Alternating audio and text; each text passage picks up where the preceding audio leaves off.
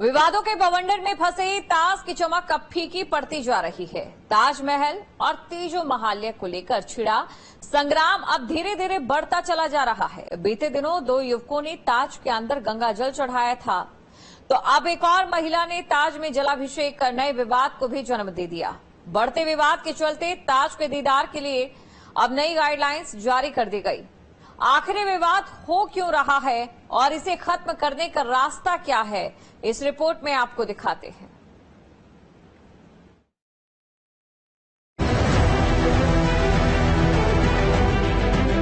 ताजमहल जैसे प्यार के प्रतीक की इमारत बताया गया।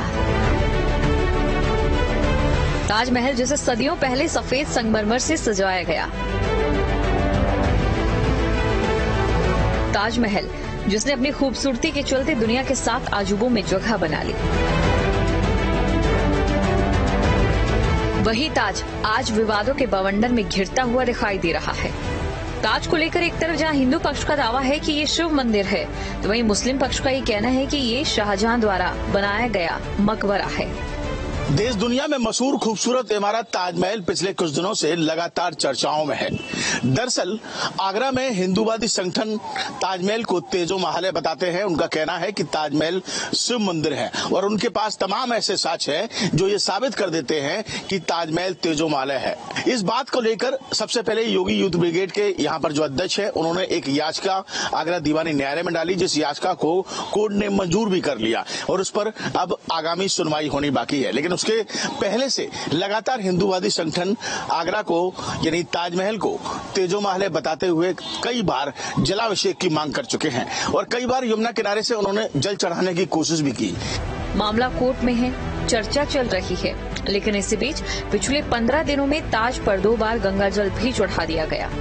भगवा पताका फहराई गई और ताज की दीवारों पर ओम का पोस्टर लगा दिया गया।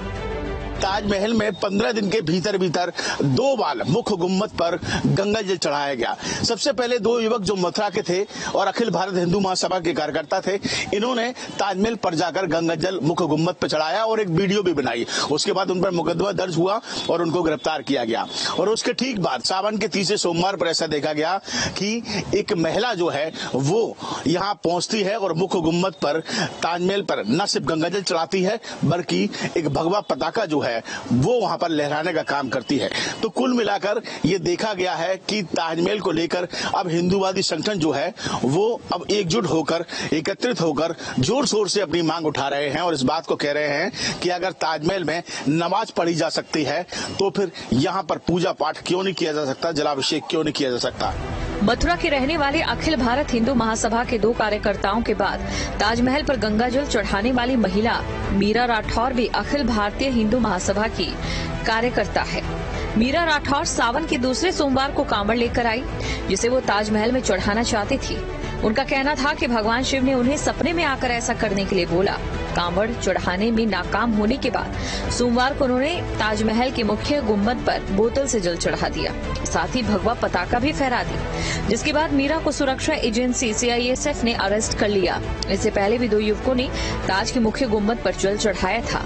एक तरफ जहां ताजमहल पर लगातार बढ़ती विवादित गतिविधियों ने जिला प्रशासन और सुरक्षा एजेंसियों को चिंता में डाल दिया, तो दूसरी तरफ हिंदूवादी संगठन इसे अयोध्या की तरह कार सेवा मानते हैं।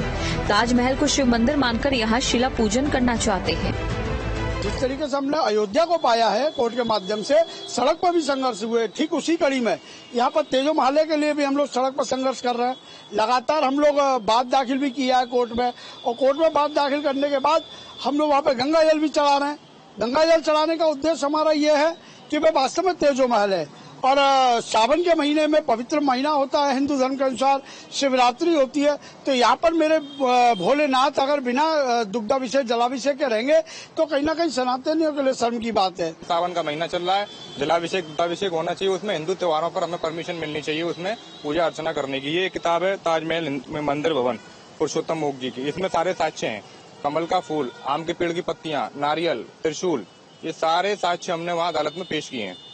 इन साक्ष्यों को आधार मानते हुए अदालत से हमें आशा है कि 16 अगस्त को सुनवाई पर हमें इसमें परमिशन मिले जलाभिषेक की। आगरा में योगी यूथ ब्रिगेड के अध्यक्ष अजय तोमर ने कोर्ट में एक याचिका डाली और ताजमहल पर जलाभिषेक की परमिशन की मांग की, जिस याचिका को कोर्ट ने भी स्वीकार कर लिया और एएसआई अधीक्षक को प्रतिवादी बताते हुए अगली सुनवाई की तारीख 16 अगस्त दे दी। दो पक्षों के विवाद के बीच घिरे ताज की रंगत भी फीकी पड़ती जा रही है। सैलानी कम हो रहे हैं और विवादित घटनाएं बढ़ रही हैं। उधर इस पूरे मामले में इतिहासकारों का ये मानना है कि ताजमहल में ऐसे कई चिन्ह हैं जो हिंदू मंदिर दर्शाते हैं, लेकिन असली सच तब पता चलेगा जब ताजमहल के नीचे बने 22 कमरों को खोला जाएगा और जांच की जाएगी। सरकार अगर विवाद खत्म करना चाहती है तो 22 कमरों का राज सबके सामने लाना चाहिए। ताजमहल की जगह मूल रूप से राजा जय सिंह की थी, जो आमेर के राजा थे। उनसे वो जगह शाहजहां ने ली और उसके बदले में उन्हें 4 इमारतें दी, जिसमें से 3 इमारतों का पता नहीं है और एक इमारत में आज आगरा में इंद्रभान गर्ल्स इंटर कॉलेज चलता है। ताजमहल में बहुत से चिन्ह ऐसे हैं जो ये बताते हैं कि ये मुस्लिम निर्माण नहीं है, और लेकिन वहाँ पे वो कब्रें और पुराने कोई ऐसे प्रमाण भी नहीं है कि उसको मंदिर साबित किया जा सके।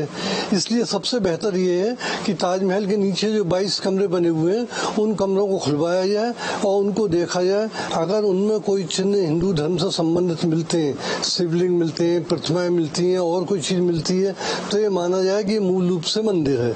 और अगर ऐसा नीचे कुछ भी नहीं मिलता है तो ये माना जाए कि ये मकबरा ही है। इसके लिए सरकार को पहल करनी चाहिए, लेकिन पता नहीं क्या कारण है सरकार इस मामले में पहल करना नहीं चाहती। बढ़ती विवादित घटनाओं को लेकर चिंता एएसआई ने भी जताई है। एएसआई अधीक्षक ने ताजमहल को लेकर एक आदेश पारित किया, जिसमें यह आदेश दिया गया कि अब कोई भी पर्यटक ताजमहल की मुख्य गुंबद चबूतरे पर पानी की बोतल नहीं ले जा सकता। अगर किसी को पानी की जरूरत पड़ती है तो वहां एएसआई के कुछ कर्मचारी मौजूद रहेंगे जिनके पास पानी की व्यवस्था होगी।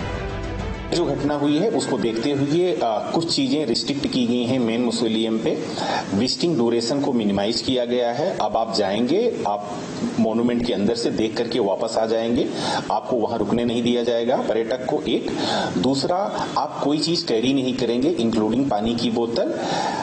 इस प्रक्रिया में पर्यटक को कोई परेशानी ना हो, एएसआई और सीआईएसएफ ने एक्स्ट्रा इंतजाम किए हैं। जो पर्यटक जा रहे हैं वो सीढ़ी पे नीचे पानी की बोतल अपनी रख देंगे, जैसे नीचे उतरेंगे अपन वापस से पानी की बोतल लेकर के अपनी जा सकते हैं। ताज में क्या राज छुपा है ये तो किसी को नहीं मालूम। बताया जाता है कि ताज के नीचे बने 22 कमरों में सारे विवादों का हल भी बंद है। उधर हिंदू संगठनों का ये कहना है कि अयोध्या के लिए सैकड़ों सालों तक संघर्ष हुआ, तमाम लोगों ने अपने प्राण न्यौछावर किए और ऐसे ही ताजमहल को शिव मंदिर मानते हुए संघर्ष जारी रहेगा। इस पूरे मामले में अब कार्रवाई करते हुए एएसआई की अगर बात की जाए तो उन्होंने कहा है कि ताजमहल में अब कोई भी पर्यटक या कोई भी व्यक्ति ताजमहल की मुख्य गुंबद जो ऊपर का परिसर है वहां पर पानी की बोतल लेकर नहीं जाएगा। अगर किसी को पानी पीना है या गर्मी है या किसी प्रकार की कोई समस्या है तो वहां पर उनके कर्मचारी होंगे जिनके पास पानी की बोतल होंगी, वो उनसे पानी की बोतल ले सकते हैं, लेकिन कोई भी व्यक्ति पानी की बोतल लेकर ऊपर नहीं जाएगा। इसके अलावा अगर कोई इस तरीके की गतिविधि करता है तो उस पर कड़ी से कड़ी कार्रवाई की जाएगी। लेकिन दूसरी तरफ अगर हम इतिहासकार की माने तो इतिहासकार इस बात को कहते हैं कि ताजमहल तेजोमहल है या नहीं, इस बात को लेकर सरकार को कदम उठाना चाहिए और ताजमहल के नीचे जो 22 कमरे हैं उनको खोलना चाहिए और सच का पता लगाना चाहिए। और अगर कमरे खुलेंगे तो जाहिर सी बात है कि दूध का दूध और पानी का पानी होगा और पूरे मामले का खुलासा होगा। लेकिन फिलहाल कह सकते हैं कि खूबसूरत हिमालय ताजमहल जो है वो इस समय चर्चा का विषय बनी हुई है। वीडियो जर्नलिस्ट मनोज के साथ आगरा से विनीत दुबे, न्यूज उत्तर प्रदेश।